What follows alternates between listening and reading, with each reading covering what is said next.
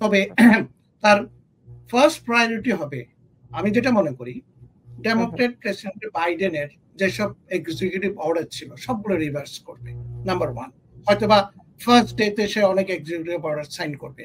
তার মধ্যে নাম্বার 1 হবে আপনার অ্যাসাইলাম, সেকেন্ড হবে 10 ইয়ার্স যেটা একটা লিগ্যাল পাথওয়ে ছিল, এটা অলরেডি 7 নভেম্বরের টেক্সাস কোর্টে এটা হোল্ড করে রাখছে, সো ইজ গন, যেটা আমরা অনেক আশা করেছিলাম যারা 10 বছর এখানে ছিল ইলিগালি এবং ইউএস সিটিজেনকে বিয়ে করার পরে লিগ্যাল হওয়ার একটা হোপ ছিল, দ্যাট উইল বি গন, ওটা করবে সে।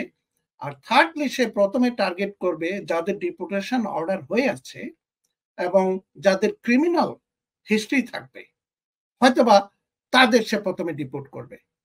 আর যারা সিস্টেমের সাথে আছে, যাদের কেস পেন্ডিং আছে, আপিলে আছে, অ্যাসাইলাম কেস এখনো ইন্টারভিউ হয় নাই,